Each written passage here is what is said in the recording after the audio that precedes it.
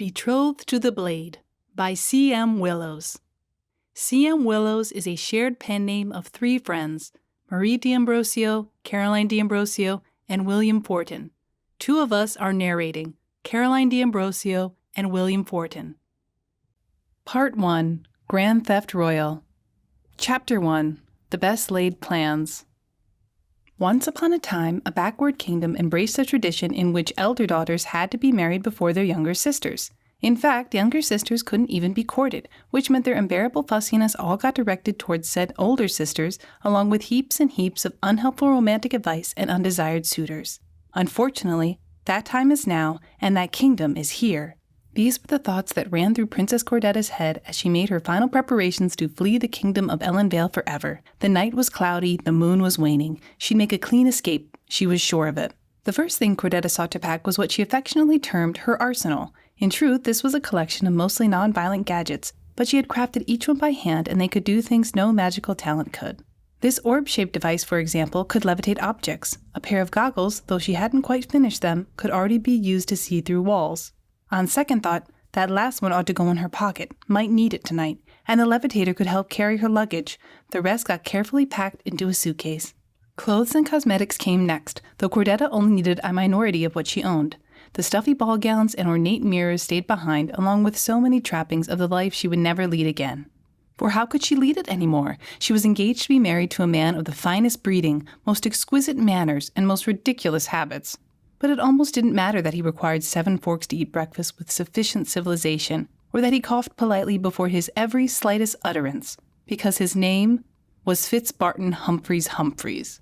And the wedding was tomorrow. Her father had refused every plea to call it off, telling her she'd had more than enough time to find a suitor of her own choice. Mother had said the same. Little sister Rosalie, the apple of all Ellenvale's eye, had reminded her there was beauty in even the plainest face. Like she'd know anything about plainness. If Rosalie ever got so much as a pimple, the air itself conspired to brush it out of sight. Or, more practically, the world refused to see it. Literally. Rosalie had a magical gift that conjured illusions of beauty all around her at all times. Cordetta would never have any of that.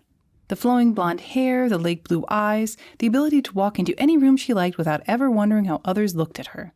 Cordetta knew she could choose to be happy with what she had. Hazel wasn't a bad eye color, and auburn made for nice hair. She liked her face from most angles, and she liked her body from some angles, but Cordetta chose violence. Well, carefully chosen remarks behind her mother's back. It wasn't fair. People saw what they wanted to see, and since no one wanted to see Princess Rosalie with even a split hair, they didn't, just like they didn't see Cordetta if Rosalie was also in the room. Rosalie waltzed through life over a carpet of other people's dreams, again, literally, and yet had the gall to come to Cordetta's room almost every evening when she knew Cordetta was hard at work on her gadgets, and tell her about all the boys who'd flirted with her that day.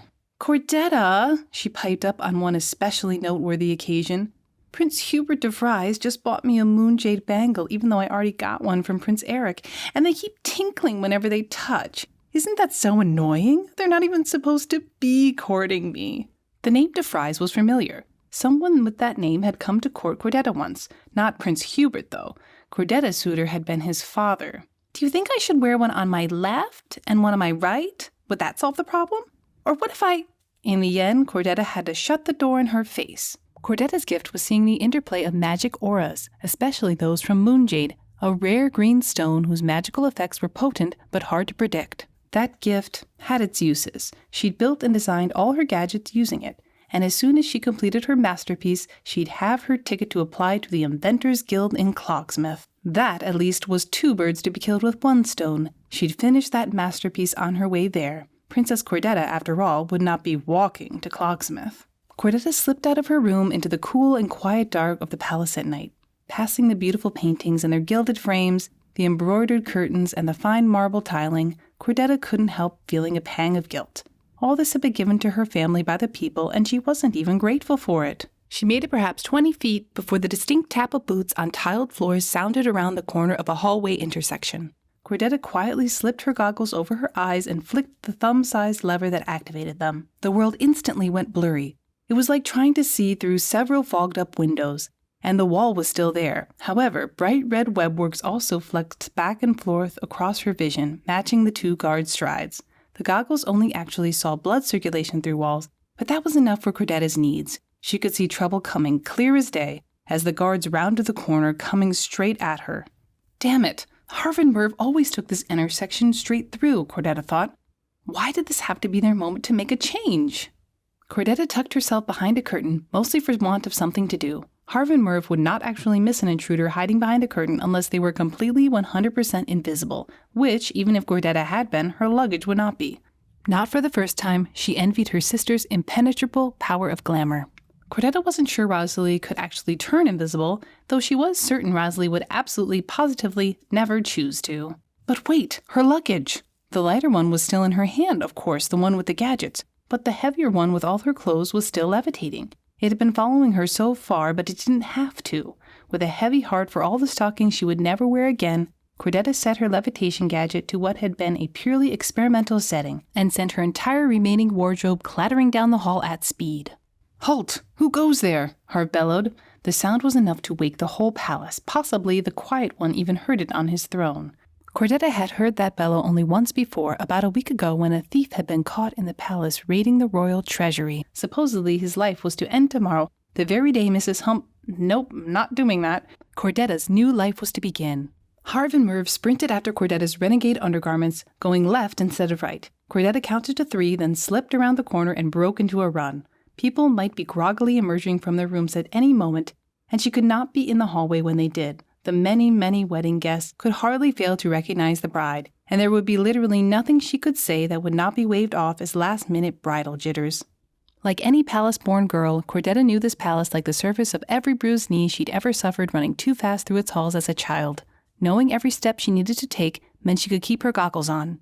Beyond the residence wing of the palace was a small hallway linking the entrance hall, the residences, and the gardens. Cordetta's goggles told her before she entered that there would be no guards there, though she knew the lack of security wouldn't last. Cordetta hurried out the door to the gardens. Just beyond those, she'd find the docks and her getaway.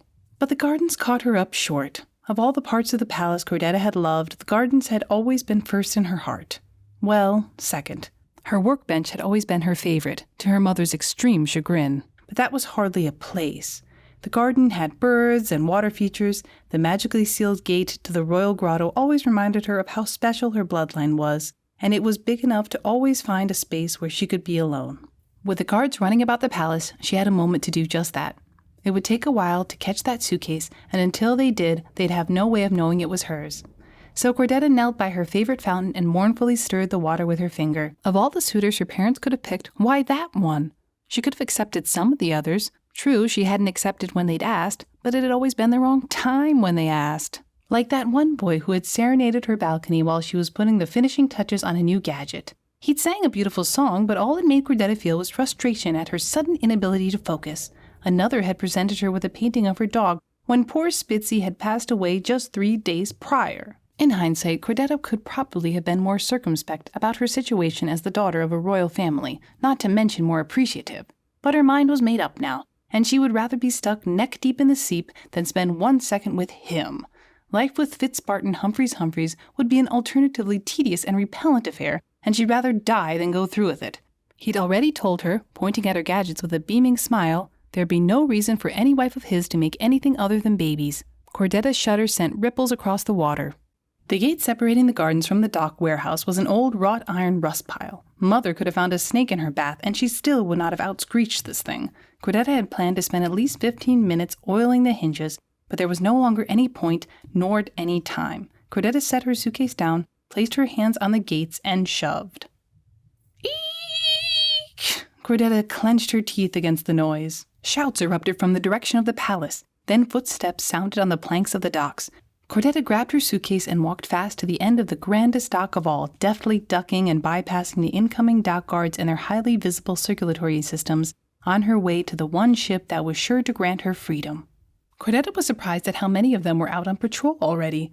Even for the night before a royal wedding, it seemed like a lot. But at any rate, here lay the ship, a flying yacht, one of only a handful in the entire world. They were too new, too hard to make, and the fuel too hard to acquire for them to be common. Even Ellenvale had only the one bobbing contentedly before Cordetta now. And what a shame that it had to be this one, because the happily ever after had been given to her sister specifically, by name. There'd been a ceremony and everything, and Cordetta was about to steal it wholesale.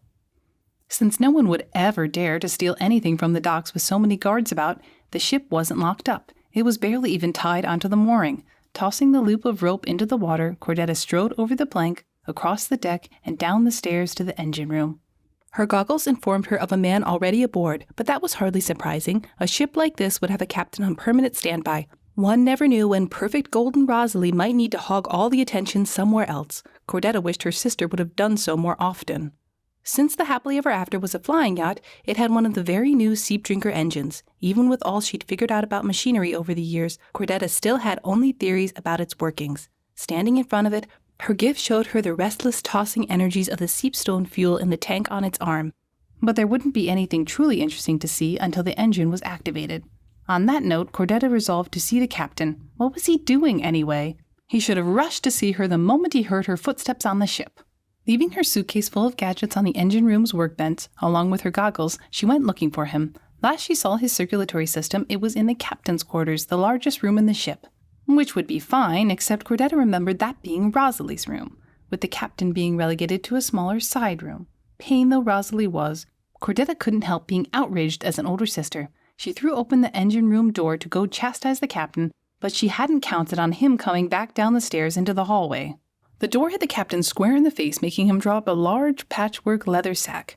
It hit the floor with a jumble of high-pitched metallic clangs. Oof! The captain grunted, rubbing his jaw on his forehead. Ugh!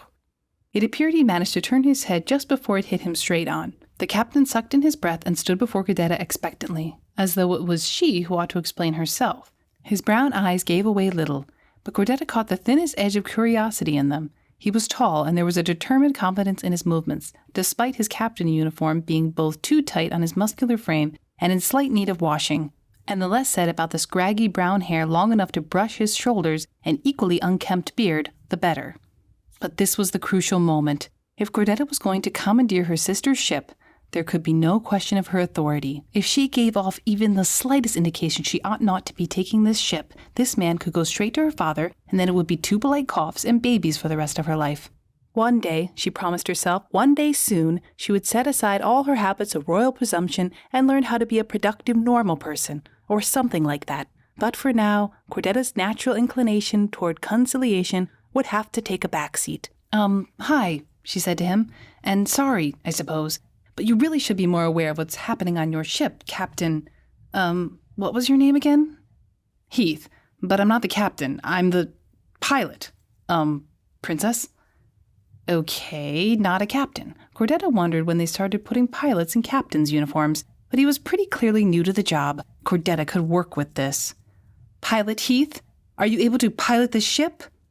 Heath tilted his head. Those brown eyes blinked unreadably. Of course, Princess. I can pilot anything. Then go start the engine. We depart immediately. Of course, I'll just finish storing this bag below. That's what I was doing with it when, but no hard feelings. He rubbed his jaw. An odd man, Cordetta thought, but he must have been hired for good reason. Bring up a jar of seepstone while you're at it. I'll bring up 2. That, at least she was confident he could do. He had muscles like a soldier's toned into rippling cords along his arms. His uniform wrapped a little too tight around that physique. His hair was a little on the scruffy side as well, but Cordetta would simply demand he see a barber at the next town they stopped in and get that uniform fixed. Cordetta turned back to the workbench and regarded her equipment. The goggles weren't actually meant for seeing people through walls. In fact, Cordetta wasn't completely sure how she'd gotten them to do that. They were intended to render visible the flow properties of seepstone solutions, as well as magic more generally. Cordetta's gift was useful, but this elevated it to another stage entirely. To watch Heath fire up the Seep Drinker engine while she wore her goggles was sure to give her key insights into the workings of dissolved seepstone. Heath returned with the promised 2 jars of seepstone. This was a shiny black granular powder that was acquired in various ways, but mostly scavenging from the outskirts of the seep. Heath set both on the floor at Cordetta's feet. Okay, begin now, Cordetta told him. Heath's mouth dropped open. Now, he said. No, sometime next week, Cordetta said. Yes, now. Are you sure you wouldn't be more comfortable sitting in your room while I start the engine? Cordetta didn't dignify that with a response.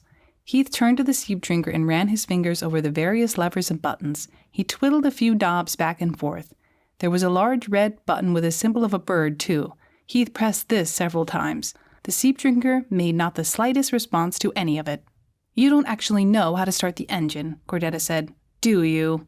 Heath blinked. "Do you?" Cordetta said. Heath's silence seemed to chill the very air. "Starting the engine isn't the pilot's job.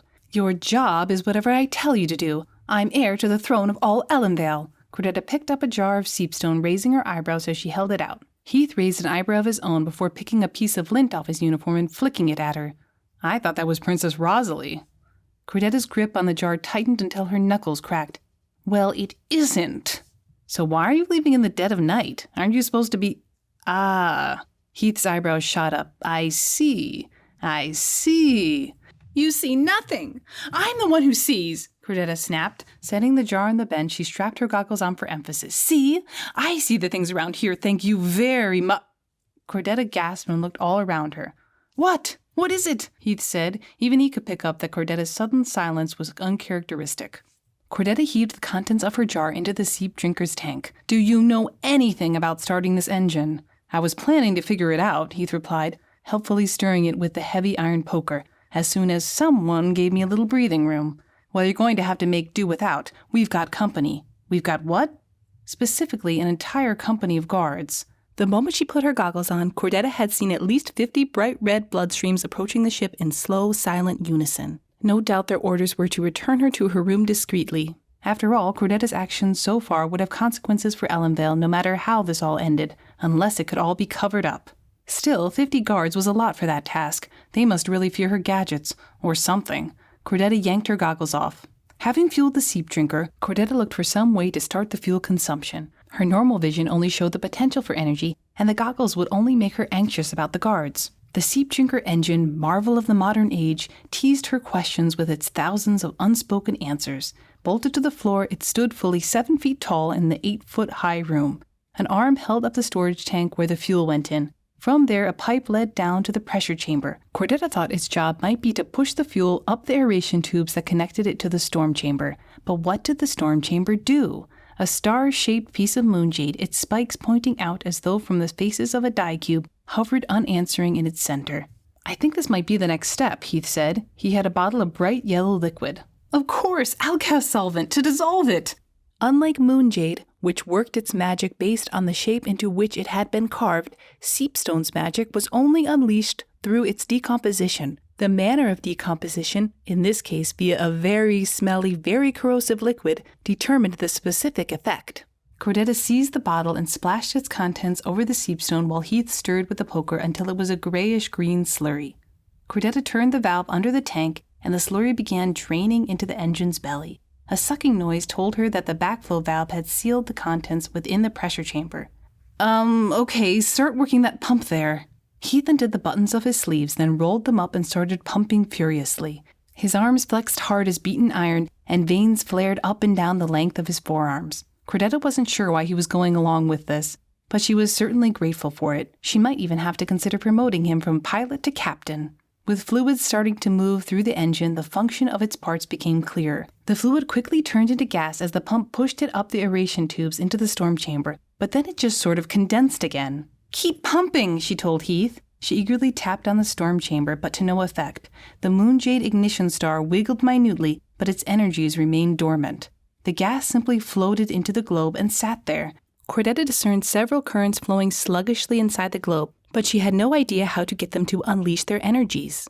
If there was one feeling Cordetta hated, it was that of feeling stupid in front of other people. That feeling had just reached a fever pitch, rather unlike the fluid, and so Cordetta took several deliberate steps away from the machine to squeeze her face with her hands while tensing up her shoulders. "Please tell me you're not out of ideas, Princess," Heath said, "or things to say." As if Princess Cordetta would ever be out of either. Cordetta strapped her goggles back on and returned to the engine. But if she'd previously harbored even the slightest inclination to take a break and flop onto her, Rosalie's bed, to bemoan her situation, it evaporated instantly. The guards were forming up the gangplank to storm the ship. There'd be no getting away after that. This ship needed to get airborne now. "Should I keep pumping?" Heath prompted. "Yes. In fact, pump harder." Throwing caution to the winds, Cordetta smacked the aeration chamber. Sparks jumped to life inside it as the ignition star shook, and the gas began pulsating. She smacked it again and again, but the sparks only sputtered, and the last of the guards were nearly in position. They had their swords drawn, which seemed odd if they were only trying to retrieve her. Heath must have seen the expression on Cordetta's face as she looked down, because he set the pumping aside and grabbed her by the shoulders. He moved her aside, saying, "Here, let me try." Heath wound his fist back and punched the globe so hard Cordetta thought he'd broken the glass. The ignition star spun halfway end over end. A single spark jumped from one arm to another. Instantly, the gas lit up. It shone so bright it was hard to look at, and Cordetta even worried it was about to explode. But the energies weren't straining against the glass, only swirling in orderly and continual flows within the orb. Cordetta shrieked in simultaneous triumph and terror. Heath looked at her with alarm, and then returned to pumping. However, there seemed to be no need. The engine was working on its own power now, most of it anyway. Cordetta threw levers at semi-random until she could see the fluid and the gas flowing throughout all the aeration tubes. And then, finally of finalies, she slapped the big red bird button. She and Heath both dropped to the floor as the ship suddenly jumped beneath their feet. Cordetta heard the clatter of the gangplank falling away and the guards shouting in alarm. Cordetta put her hands over her cheeks and squealed again as the ship continued to rise. Heath, on the other hand, got back up. "Hang on. Be right back." "Wait, why?" "Have to take care of something real fast." Heath grabbed the poker and Cordetta's goggles and strode out of the engine room. A moment later, she heard a series of loud clangs and thumps, and a shout she wasn't quite sure was Heath's, then the sound of a large splash. "What was that?" Cordetta asked when Heath returned. "I saw a platy, a big one." A platy was a largish pest animal native to the sea. One being aboard the Happily Ever After here in Ellenvale struck Cordetta as incredibly unlikely, but she didn't press the issue. Whatever Heath had thrown overboard hadn't been part of her escape plan anyway. "Heath, did you see? I got the Seep Drinker engine started on my first attempt. Me, Princess Cordetta." "Yes, you, Princess." Heath sighed deeply as he wiped the sweat from his face. "Don't worry. I'll be careful not to get any of this sweat on your fancy clothes." "Well, I expect you can take it from here," Cordetta told him. "Set sail for Lintown. I shall retire to my chambers." Heath bowed and left the engine room. Inside her chambers, Cordetta spread out on the featherbed, then watched as her former home fell away below her. When the ship reached the altitude of about 100 feet, just slightly higher than the tallest tower of the palace, Heath spun it expertly toward Lintown and slowly picked up speed. Cordetta wondered whether those below knew what was happening and how they felt about it. One thing was for sure, though, a certain Fitzbarton Humphreys was going to have plenty to cough about come morning.